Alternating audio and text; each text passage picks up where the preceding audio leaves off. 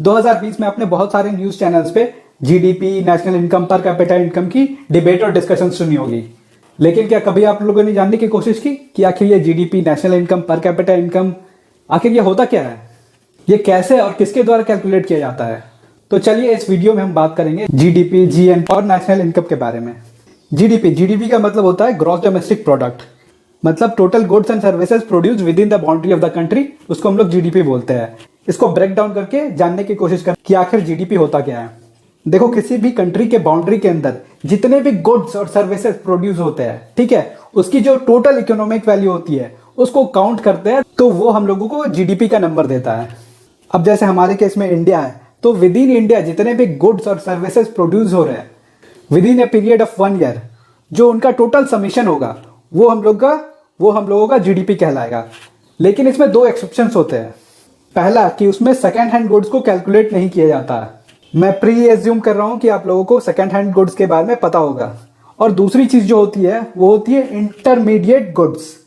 तो अब ये इंटरमीडिएट गुड्स क्या होती है, चलो उसको एक एग्जांपल के थ्रू जानने की कोशिश करते हैं। कोई एक कंट्री है जिसमें ये एक कार प्रोड्यूसर है जो साल में एक कार प्रोड्यूस करती है जिसकी कीमत है 10 लाख रुपीज। तो ये जो कार प्रोड्यूस करती है जिसकी कीमत 10 लाख रुपीज है, तो ये जीडीपी कैलकुलेशन में ऐड हो जाएगी। वेराज यहाँ पे एक टायर कंपनी भी है जो साल में 10 टायर्स बनाती है, पर टायर ₹10,000। लेकिन इसमें क्या है ना कि ये 6 टायर मार्केट में सेल होने के लिए देती है, वेराज 4 टायर इस कार वाली कंपनी को दे देती है, बिकॉज इस कार वाली कंपनी को भी तो टायर चाहिए ना। तो अब इस केस में ये जो 6 टायर डायरेक्ट सेल के लिए गई है, ये हमारे जीडीपी कैलकुलेशन में ऐड होगी। वेराज ये जो 4 टायर हमारे गाड़ी वाले को गई है, ये ऐड नहीं होगी, ये होगी इंटरमीडिएट गुड्स। क्यों? बिकॉज जब गाड़ी 10 लाख में सेल हुई है तो जाहिर सी बात है कि वो 4 टायर की इकोनॉमिक वैल्यू भी ऑलरेडी एडेड है उसमें। तो अगर हम इंटरमीडिएट गुड्स की भी अगर वैल्यू को काउंट करने लगे तो एक ही गुड्स की 2 बार वैल्यू काउंट हो जाएगी, बिकॉज कार की वैल्यू में हम ऑलरेडी उसकी वैल्यू को कैलकुलेट कर चुके हैं। तो आई गेस आप लोगों को इंटरमीडिएट गुड्स क्या होता है ये समझ में आ गया होगा। तो 2 एक्सेप्शन है जीडीपी में, एक सेकेंड हैंड गुड्स एडेड नहीं होते और इंटरमीडिएट गुड्स ऐड नहीं होते हैं। और ये जीडीपी का जो कैलकुलेशन होता है विद इन 1 ईयर होता है, मतलब जितने भी गुड्स एंड सर्विसेज प्रोड्यूस हुए हैं with in the period of 1 year उसका टोटल कैलकुलेशन होता है। ऐसा नहीं कि पिछले साल किया या फिर 2 साल पहले किया तो उसका भी कैलकुलेशन करने लगेंगे। तो जीडीपी कैलकुलेट करने का एक फॉर्मूला होता है। तो फॉर्मूला क्या होता है? GDP equal to C+I+G+X। अब इसको एक एक करके ब्रेक डाउन करते हैं और जानने की कोशिश करते हैं कि CGIX आखिर होता क्या है। तो C पर होता है कंजम्पशन। कंजम्पशन मतलब जो भी जनरल पब्लिक के द्वारा कंज्यूम किया जाता है, जो भी चीज, जो भी सर्विसेज या फिर जो भी गुड्स कंज्यूम की जाती है, तो उनकी जो इकोनॉमिक वैल्यू होती है वो हो गई कंजम्पशन। उसके बाद I आता है, तो I का मतलब हो गया इन्वेस्टमेंट। फॉर एग्जाम्पल मान लेते हैं कि हमारे यहाँ फॉर्च्यून ऑयल की डिमांड बहुत ज्यादा बढ़ गई। अब अदानी जी को लगा कि भैया फॉर्च्यून ऑयल की डिमांड तो बहुत ज्यादा बढ़ गई है, इतनी तो मेरे पास प्रोडक्शन है ही नहीं, तो चलो एक प्लांट डाल देते हैं। तो प्लांट के लिए मशीनरी वगैरह जो भी वो इन्वेस्ट करते हैं तो उसको हम लोग इन्वेस्टमेंट बोलते हैं। अब बात आती है कि जी का मतलब हो गया गवर्नमेंट स्पेंडिंग। गवर्नमेंट स्पेंडिंग मतलब हो गया कि गवर्नमेंट के, सरकार के द्वारा जो भी खर्च किया जा रहा है, जैसे कि मनरेगा योजना हो गई, उसमें कुछ स्पेंडिंग की जा रही है, या फिर प्रधानमंत्री अटल आवास योजना हो गया जिसमें कि लोगों को लोन दिया जाता है, वो लोग जाके अपना घर बनाते हैं। तो आखिर घर बनाते हैं तो उसमें ब्रिक्स की खरीदारी होती है, सीमेंट की खरीदारी होती है, उसके बाद जो लोग बनाने आते हैं वो सर्विसेज प्रोवाइड करते हैं। Overall spending kind of thing जो गवर्नमेंट के द्वारा किया जाता है उसको हम जी से डिनोट करते हैं।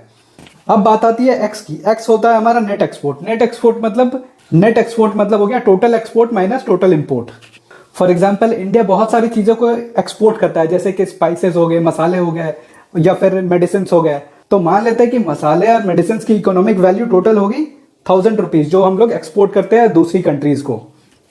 वेराज हम लोग बहुत सारी चीजें इंपोर्ट भी करते हैं, जैसे मान लेते हैं हथियार इंपोर्ट करते हैं, तो दूसरी कंट्रियों से जितना भी इंपोर्ट करते हैं उसकी इकोनॉमिक वैल्यू मान लेते हैं हम लोग 800 रुपीज। तो नेट यहाँ पे क्या हो गया? 1000 minus 800 which is equal to 200। तो हमारा नेट एक्सपोर्ट हो गया 200 रुपीज। तो इस तरीके से हमारा नेट एक्सपोर्ट कैलकुलेशन होता है, मतलब जितना एक्सपोर्ट हमारा बाहरी कंट्री को किया गया माइनस बाहरी कंट्री से जितना इंपोर्ट हमने किया, जो नेट कैलकुलेशन आता है उसको हम लोग बोलते हैं नेट एक्सपोर्ट। तो फाइनल हमारा जीडीपी का फॉर्मूला निकल गया consumption plus investment plus government spending plus net export. तो इस फॉर्मूले की मदद से हम लोग जीडीपी का कैलकुलेशन कर सकते हैं। तो अब बात करते हैं एनडीपी की। एनडीपी का मतलब होता है net domestic product. NDP equal to होता है जीडीपी माइनस डेप्रिसिएशन। तो जीडीपी के बारे में तो हमने इससे पहले वीडियो में ही बात कर ली, जिसका मतलब होता है total goods and services produce with in the boundary of a country. ठीक है, अब डेप्रिसिएशन या डेप्रिसिएशन क्या होता है, इसको हम लोग जानने की कोशिश करते हैं। सिंपल वर्ड्स में बोले तो किसी भी एसेट की value over the period of time धीरे धीरे डिक्रीज करते रहती है, घटती जाती है। इसको एक एग्जाम्पल की मदद से समझने की कोशिश करते हैं हम लोग। लेट्स से आप एक बाइक खरीदते हो, 1 लाख रुपए में हीरो की बाइक खरीदते हो। ठीक है, 1 साल जमकर रगड़ते हो उसको, उसके बाद आपका मन करता है कि भाई इसको बेच के नया मॉडल आया है, नया मॉडल ले लेते हैं। ठीक है, आप जाते हो इसको बेचने के लिए, बोलते हो कि मैंने 1 लाख रुपए में लिया है, 1 लाख रुपए में बेचूंगा। तो सामने जो खरीदार आया हुआ रहता है तो वो बोलता है, बोका समझा क्या, अबे 1 लाख रुपया देना होगा तो हम जाके डायरेक्ट शोरूम से नहीं उठा लेंगे, तुमसे क्या लेंगे।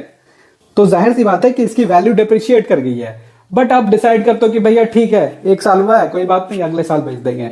आप अगले साल फिर वेट करते हो, 1 साल और रगड़ते हो, उसके बाद आप चाहते हो कि आप इसको 90,000 में बेच दो। लेकिन अब क्या है कि ये 90,000 में भी नहीं बिक रही है, क्योंकि 2 साल हो चुके हैं और इसकी वैल्यू और डेप्रिशिएट हो गई है। तो अब जाहिर सी बात है, अगर आपको इसको बेचना है तो उससे वैल्यू को और कम करना होगा, या तो 70-60 जो भी है अकॉर्डिंगली करना पड़ेगा। तो इसी को हम लोग डेप्रिसिएशन बोलते हैं। किसी भी एसेट की वैल्यू धीरे धीरे over the period of time धीरे धीरे घटती जाती है, तो ये होता है डेप्रिसिएशन। वैसे इंडिया में depreciation rates ministry of commerce and industries के द्वारा डिसाइड की जाती है और अनाउंस की जाती है। जीएनपी, जीएनपी का मतलब ग्रॉस नेशनल प्रोडक्ट। ये सिमिलर टू जीडीपी होता है, बस थोड़ा सा डिफरेंस होता है। जीडीपी में हमारा बाउंड्रीज की रेस्ट्रिक्शंस थी, बट इसमें बाउंड्रीज की रेस्ट्रिक्शंस नहीं है, यहाँ नेशनैलिटी की रेस्ट्रिक्शंस है। जैसे हम लोग इंडिया की बात करें, हम यहाँ इंडियंस को लेते हैं। इंडियंस मतलब जितने भी Indians all over the world, इस दुनिया में जितने भी इंडियंस है, चाहे वो यूएस में हो, ऑस्ट्रेलिया में हो, या यूके में हो, या फिर इंडिया में हो, वो जितनी भी कमाई कर रहे हैं उनका जो काउंटिंग होती है उसको हम लोग जीएनपी बोलते हैं। तो जीएनपी का फॉर्मूला क्या होता है? जीएनपी का फॉर्मूला होता है GDP plus minus net factor income from abroad.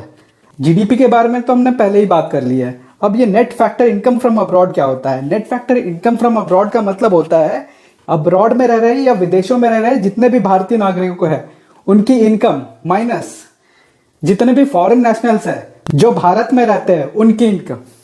तो चलिए इसको एक एग्जांपल की मदद से समझने की कोशिश करते हैं, ज्यादा बेहतर समझ में आएगा। लेट्स से ये एक फॉरेन नेशनल है, वैसे इसमें लेट्स से बोलने की क्या बात है, ये तो है ही फॉरेन नेशनल। तो ये फॉरेन नेशनल है जो इनकम जनरेट करती है ₹1000 फ्रॉम इंडिया, और ये एक इंडियन है जो फॉरेन कंट्री में रहते हैं और ये इनकम जनरेट करते हैं वहां पे ₹2000।